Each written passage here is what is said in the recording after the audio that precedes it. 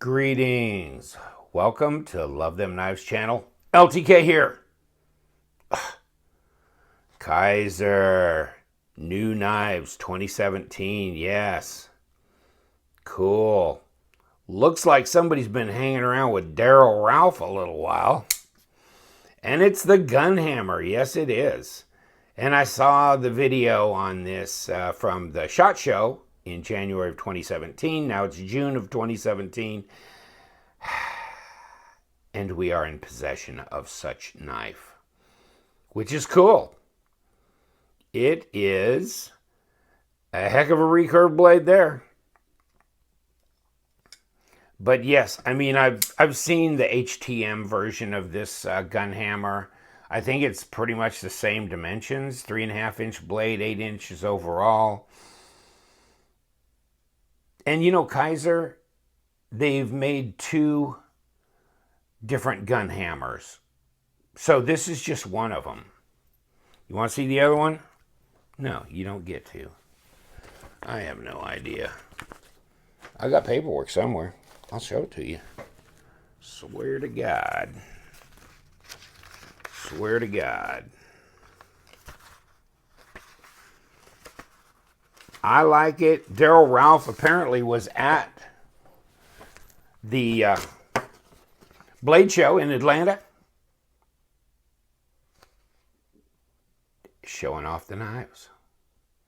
This is cool. Gunhammer A2. So it's the Kizer Ki4501A2. How about this one?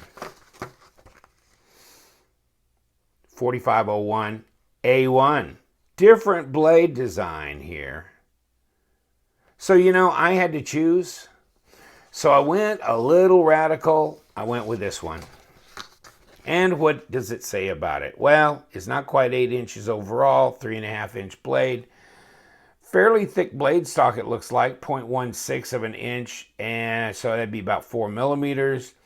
S35VN, Tonto, hollow grind, stone wash, blah, blah, blah, blah, titanium, frame lock flipper, right hand tip up. And that's a radian recurve, apparently. Well, you know, it sure is. Stonewash blade, as they said.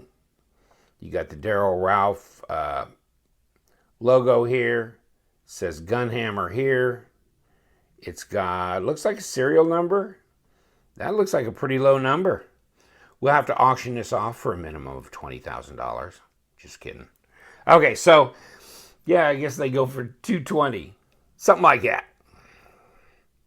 And there's the model number, S35VN. They've got logo everywhere. There's availability on the flats. There's logos. There's information. It's billboarding it. They like to billboard it.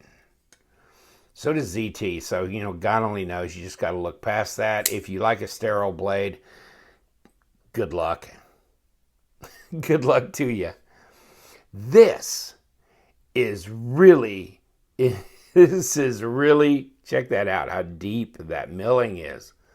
Look at that. Oh my God. I mean, this is going to hurt you.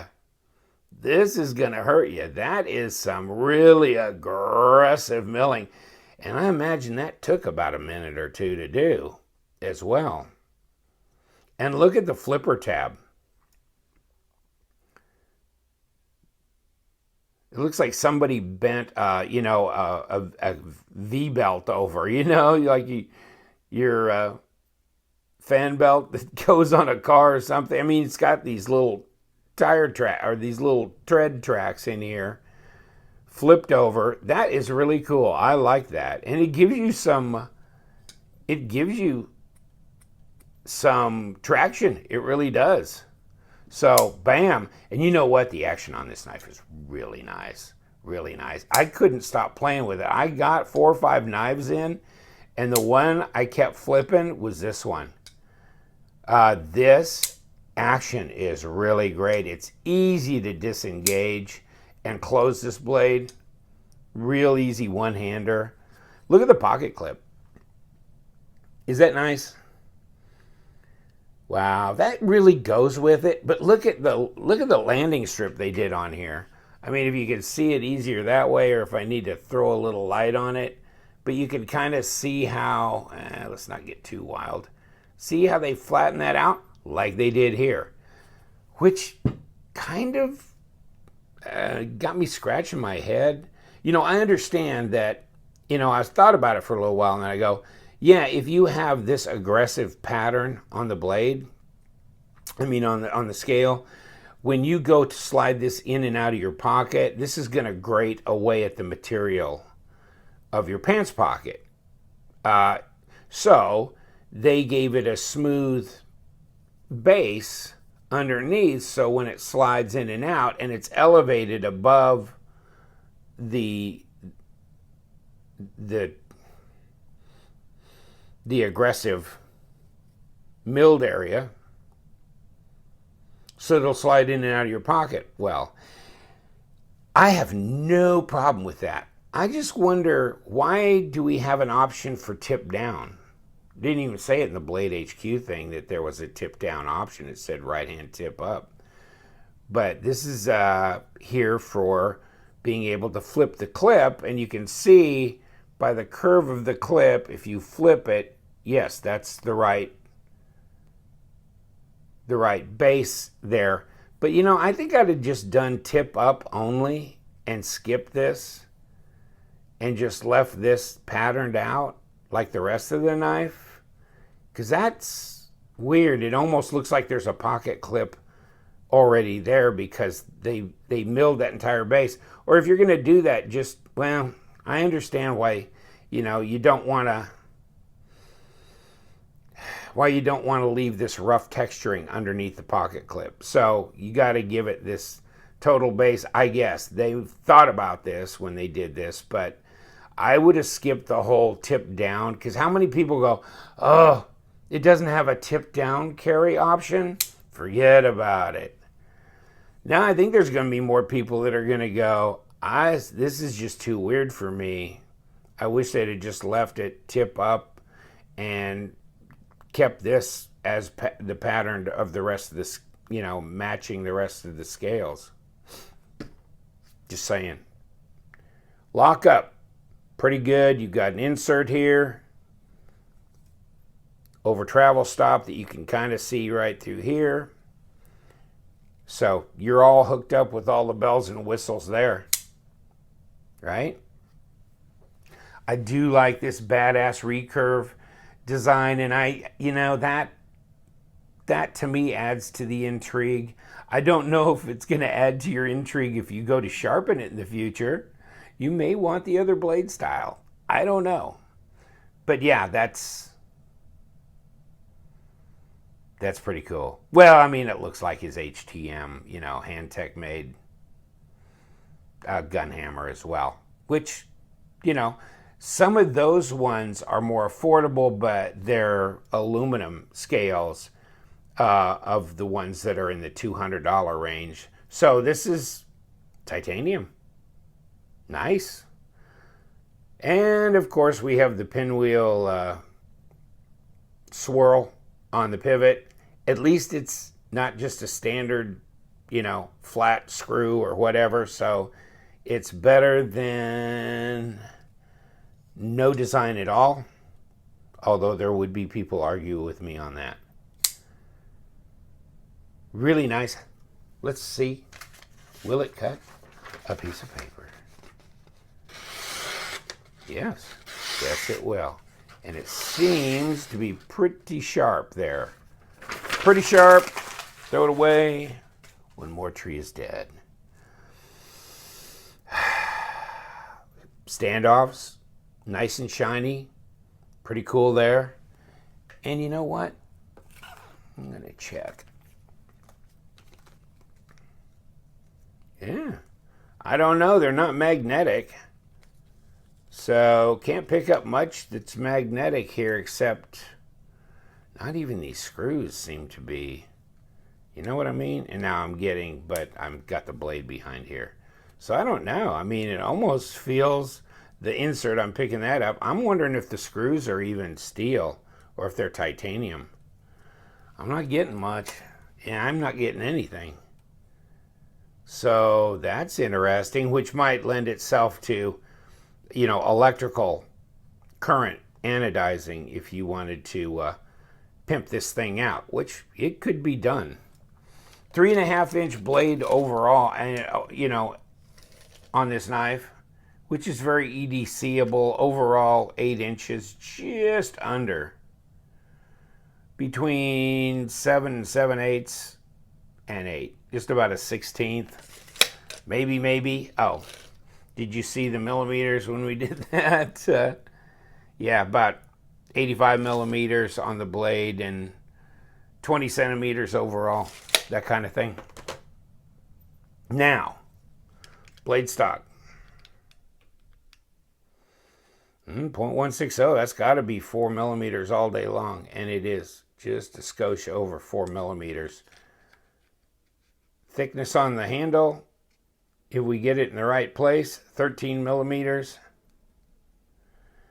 0.51, ½ inch. So yeah, that's fairly standard. Okay, so we got a Spyderco Manix. Let's see how they compare in size. So they're pretty close to the same size. Maybe the Manix is even a little bit bigger. So I mean, I had one buddy that commented saying, I'd really love to see the Gunhammer in like a 4-inch blade, 9 inches overall. And, that would be kind of a thought. That would be nice. I mean, there are people that really like the larger carry. And then again, there's going to be people, if this came out with a 4-inch blade, they'd go, why don't they make it more EDCable? So I don't think you can please everybody. I think 3.5 is one of those areas where, you're going to get the least amount of gripes. So yeah, interesting, huh? Blade stock definitely heavier on the Gunhammer. Yeah. And of course, you've got your blade stops right there. Jimping.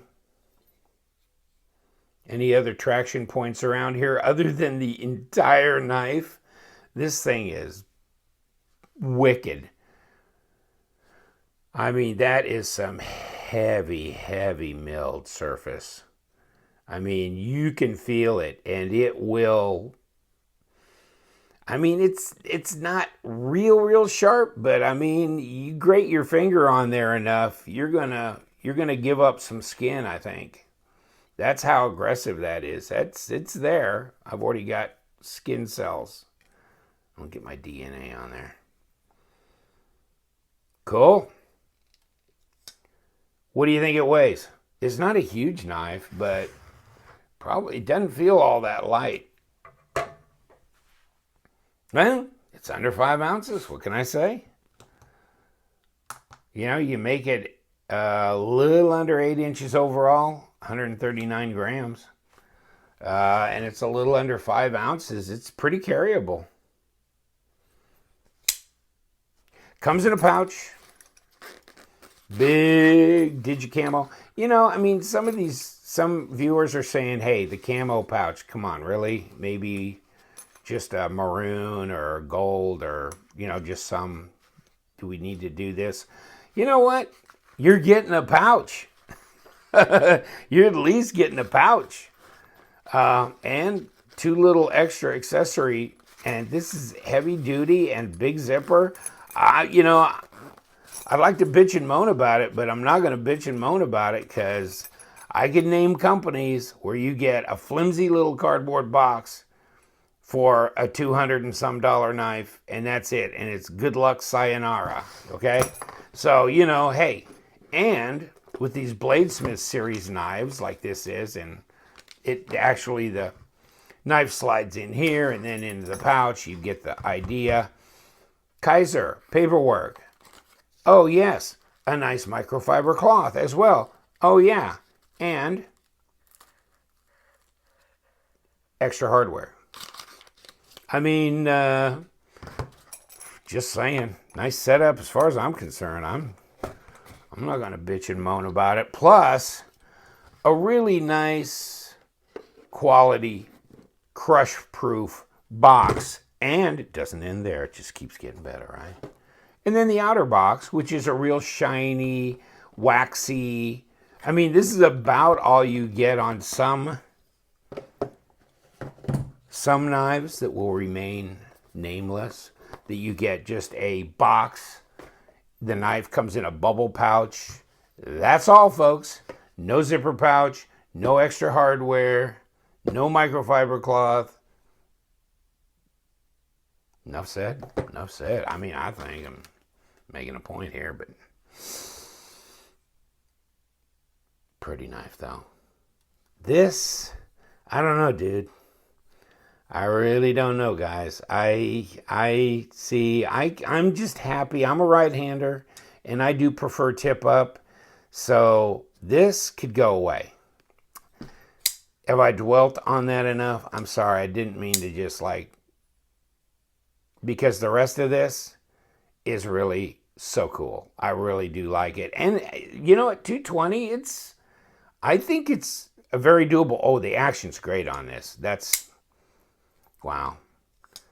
Titanium frame lock flipper, S35VN.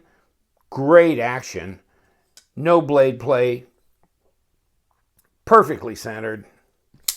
Nice thick blade stock.